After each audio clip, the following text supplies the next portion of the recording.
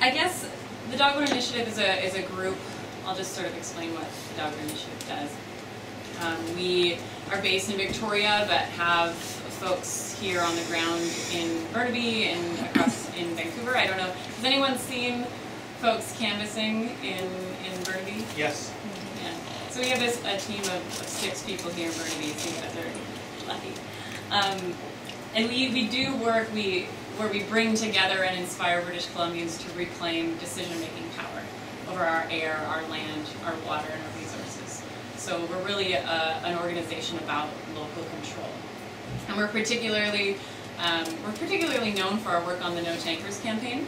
So, you know, our entry points and kind of what we talk about mostly is less on the pipeline and more on the prospect of expanded oil tanker traffic on the coast, particularly crude, right? So crude bitumen being a major concern. So my understanding, I feel like you guys are better on the facts maybe than me.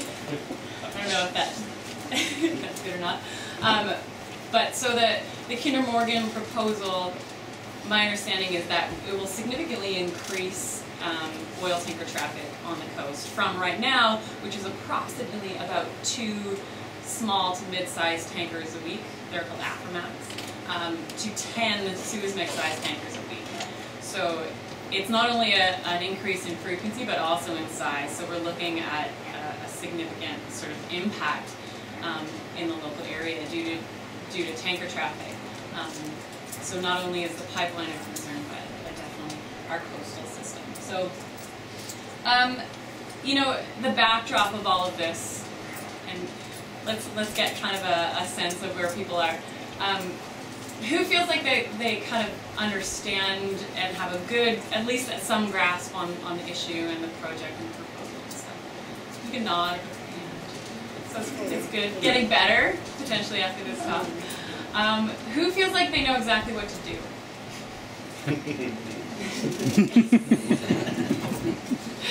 It's a good crowd. Usually I get crickets.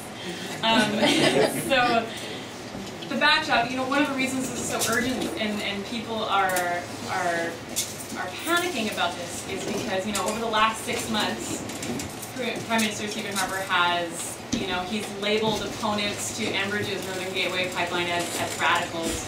You know, he's gutted protection for fish. I keep saying the government, Stephen Harper government, has gutted protection for fish. They've limited who can participate in the public hearing process in the future, so that's going to profoundly affect the Kinder Morgan proposal. Who is going to get to participate in this project? We don't know. And as well as they've taken the clause away from the review panel, so they now have given, theirs and the government have given themselves the power to overrule a recommendation from a review board. So, you know, despite all of this, however, I think that we're in a position here in BC where we are closer than ever to winning. We are closer than ever to stopping projects like these. Hugely inspiring. So to kind of go back to what's changed, you know, in the long run, before all of these changes at the federal level, it was likely that a review would go through all the steps and then would be approved by our federal government. Now it's basically certain that it'll go through and be approved. But what that does, you know, is just highlights the fact that, you know, this has never been a regulatory decision. This has always been a political decision. Mm-hmm. And so where does that leave us? And who has the power to make that decision? So I'm not really going to spend a lot of time convincing people that Stephen Harper is going to change his mind. He's made it fairly clear. And whether you agree or disagree with that, that's the reality. However, at the provincial level, we have the opportunity to create and to leverage enough political power to ensure that British Columbia, the province, stands up for BC. So that's kind of what I'm going to talk about and focus on, is how we build power in our communities to really make sure that our decision makers at the provincial level hear us. Burnaby is particularly important. Any idea why? Pipeline. access to the ocean, all of these things, absolutely. It's kind of like near the center. How about on the provincial level? Who are your MLAs? Kathy Corrigan, Burnaby North. Yeah. Mary Glory. How many votes did Kathy win by in the last election? Oh, about, my educated guess, I would say about 300, 400. Yeah, just over 200. This is really nerdy political stuff. I apologize if you're not there with me. But basically what I'm trying to demonstrate, same with Harry Bloy, he won by about 1,000 votes. So there's an opportunity here for us to be very powerful. You folks in this room have the ability to influence who has power and how decisions are made in our province, and can embolden our province to make a decision on tankers now or after the next election. So by influence, I don't mean, you know, you're able to write a letter to your MLA. I mean on the ground and online organizing in your community. What does that look like? Does anybody have any sort of like organizing experience? What does that even mean? Yeah, a little bit. This is a simplified version. Get really, really big, really, really strong and really diverse, and then act together. So acting in coordination. Political power is huge groups of people acting together. And so that's what we need to do. How do we get there? Take a moment, a little thought exercise. Think about 5 people in your life who don't really have a position on the tanker issue. Oh wait, just think about that conversation, what it would look like, and then go and have it. And that's basically the, you know, like the nuts and bolts of it. So at the back, I'm going to do just the quickest plug ever. At the back on the table there is a little sheet that says Find Allies, and there's a little sticker attached to it. So my organization has built a couple kits. Oh, there it is. Yes.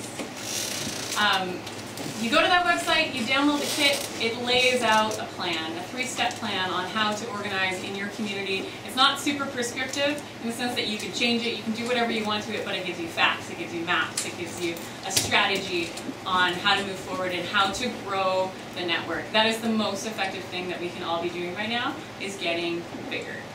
Because what happens next spring in BC? Yeah.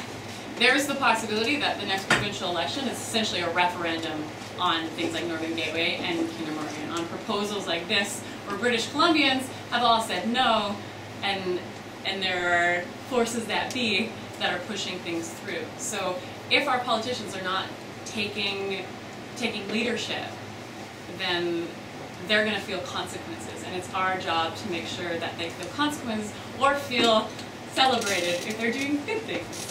Like Kennedy. So it's like a pat on the back or a slap on the wrist or something. Alright, so Burnaby is particularly important. The best thing that we can be doing is growing the size and diversity and strength of the network, and it's all of our responsibility to do so. And then at every opportunity, act together. So leading up to the provincial election, we have a huge opportunity. I'm not going to get too much into the details on like why BC has the power to stop these projects. If you do want to get into it, you can ask that question later. Yeah, so I think that the majority of British Columbians feel in their gut, they understand that oil tankers on the coast is not in our best interest. You know, expanding and having more is going to spell disaster for our livelihoods, our communities, and everything that, kind of like our identity as coastal people.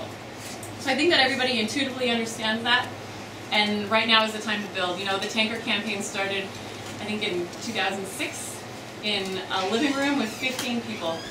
And so my goal by the end of the year is for 15 living rooms in Burnaby to have 15 people in them and talking about this. So we are growing. You know, we have a network of over 120,000 people who have signed the No Tankers petition and who are leveling up, who are doing more and more in their communities and taking on more responsibility for what happens. You know, there's 800 people right now across Canada doing the Find Allies kit and working every day on the street.